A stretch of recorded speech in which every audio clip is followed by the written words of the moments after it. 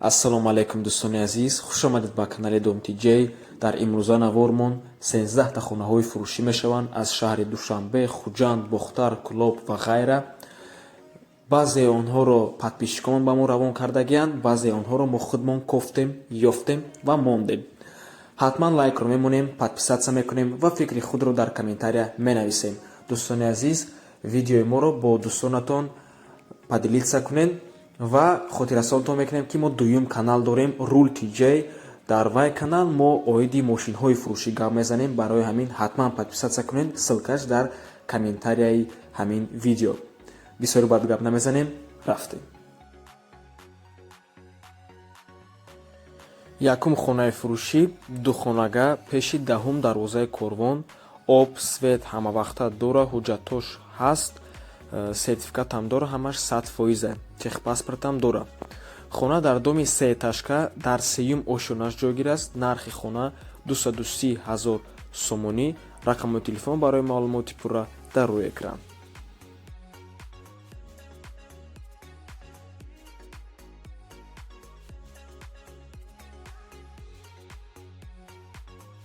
ҳавлии фурӯшӣ дар ноҳияи Бахш, деҳаи Зартеппа, 6 дар хона бо верандаш, аловхона, кухнӣ, баня, оғили 2 этажа бо 5 сотик заминаш қати дарахтҳои мевадиҳанда дорад.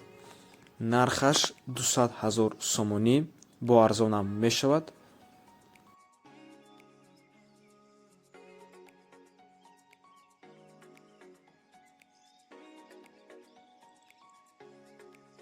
ҳавлии фурӯшӣ дар шаҳри Турсунзода, 4 дар хона, 8 сотик замин, ҳаммом, ошхона, туалет, оғил ҳамаш 100% ҳастай.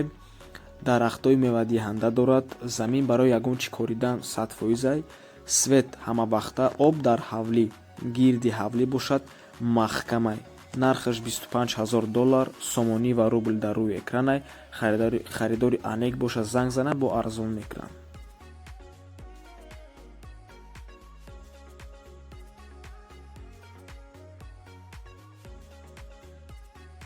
хонаи фурӯшӣ дар маркази шаҳри Душанбе, як хонага квартира дар 12-ум ошёна, 45 метри квадратӣ. бинои навасторикӣ бошад. идома мешиносум, идома беҳад зур сохтестанд. айни ҳол этапи фасадай, корои фасад рафтестай. планировкашам беҳад хубай. вана туалет алоҳида дар як падест ҳамаги 7 квартира мешавад. дта скоростной лифтай ки баъди мурдан агар светам яки нахост мира, 72 соат бе свет кор мекуна. потолокошон беҳад дарози бадай, 3 метрай. высококачественный материал қати сохтагианша, яъне ки трезоҳо шумопоглощающая ва энергосберегающая, яъне ки намемона ки овози берун ва гармии дурун буроя ёки дуроя. ба фикрам фаҳмиден. дарошам декояй, дарои беҳад қимат мондагиян. парковкаам дора, современная система безопасности, консьержам дора, камеры наружного наблюдения, детский площадка, қати спортивный площадка, детский сад, ҳама территорияи наздаш беҳтарин кардагияй. якуму дуюму сеюм ошонаш хато накунам, барои торгови центрай, аптекаҳо ва супермаркетҳо. дар наздикиш больницаи Жасмин, центральный овир, поликлиника, дта мактаб ва донишгоҳи славянии РТСУ. нархаш окончательно алиш намешавад ва кредитам дода намешавад. нархаш 290 000 сомонӣ. ва дӯстони азиз, касоне ки агар мисол пули лишни доранд, метавонем ба ҳазур ҳамин хонаи харен. ин хона ҳамин як сол 2 сол пас аллакай нархаш қимат мешавад. чиба ки ҷош беҳад зурай. хонаҳои центр ҳам хеле як хубӣ доранд ки ҳамин 1-2 сол пас аллакай ҳамашон нархошон баланд мешавад. лекин 290 000 сомонияи нархаш.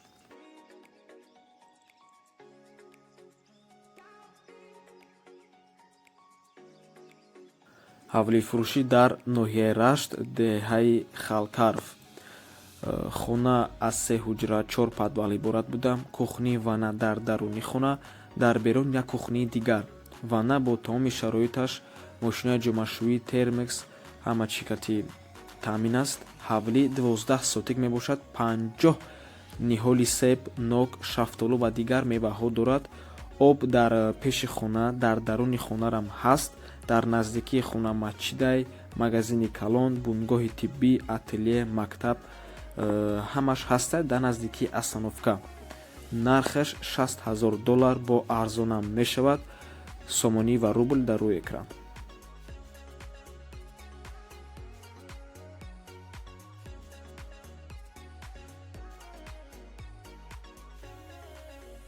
хонаи фурӯшӣ дар шаҳри Душанбе дар ноҳияи Сино, яъне ки Зарнисорда, бинои навастройка мебошад. Як хонага 47 метри квадратӣ дар 14-ум ошонаш.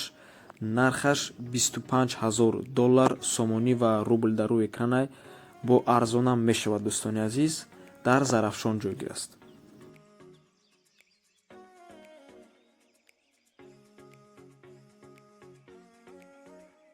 хонаи навбатӣ боз дар шаҳри Душанбе дар маҳаллаи Зарафшон, рӯпарӯи посольствои Америка. дом худаш 12 ошонагаяй, дом тайёрай. дар 10-ум ошонаш ҷойгир аст. духонага квартира бо таъмири замонавӣ, яъне евро ремонтай. 52 метри квадратияи масоҳаташ. нархаш $365,000 сомонӣ бо савдоям дорад.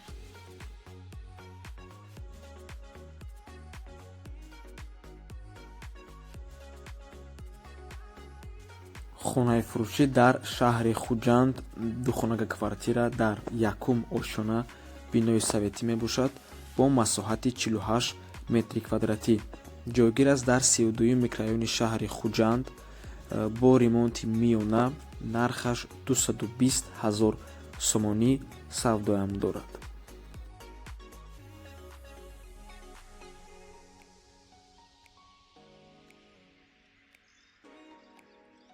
хонаи фурӯшӣ дар шаҳри Бохтар, як хонага квартира бо масоҳати 24 метри квадратӣ дар 2-ум ошона ҷойгир аст. бинои советӣ мебошад. нархаш $145,000 сомонӣ, $12,300, $960,000 рубл мебошад. рақамҳои телефон барои маълумоти пурра дар рӯи экран.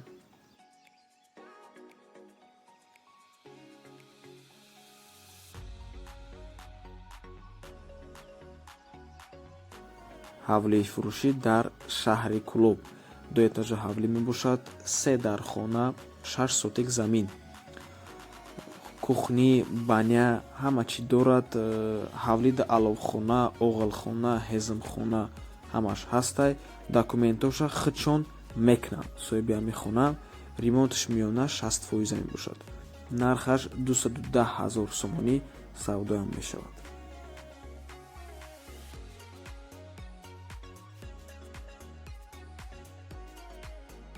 хонаи фурӯшӣ дар шаҳри Нав, духонага квартира дар 1-ум ошона, бинои советӣ, 45 метри квадратӣ мебошад. мактаб, садик, роҳи калон ҳамаш дар наздики шай. дом худаш маҳкам кардагияй. нархаш $180,000 сомонӣ савдоям мешавад.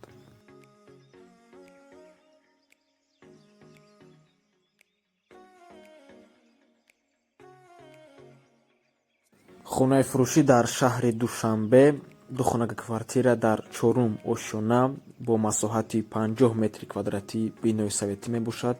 бо ремонти миёна. нархаш $165,000 сомонӣ. ҷойгир аст дар шаҳраки Шарора. касе ки надона, и поёни политехникумай ҳамон тарафҳояй. садик, бозор, мактаб ҳамаш наздикай. маршруткаҳошам бе ягон проблемая. кухниш отдельная, туалет ва ваннашам алоҳида. кухни, балконшам алоҳида. свет, об ҳамавақта.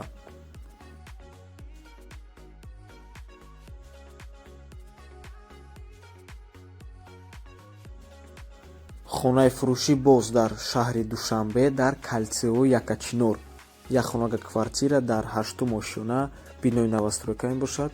бо масоҳати 47 метри квадратӣ. райони беҳад хубай, элитнияй, престижнияй. застрои шикшам хубай. дома насиб то охири соли 2021 меспоранд. айни ҳол дар 4-ум ошонаҳай хона. нархаш 235 000 сомонӣ савдоям мешавад. Ва ин буд охири охонаи фурӯшимон дар имрӯзанавор. раҳмати калон барои ки то охира тамошомон карден. То бозид дӯстони азиз, барори кор шумода.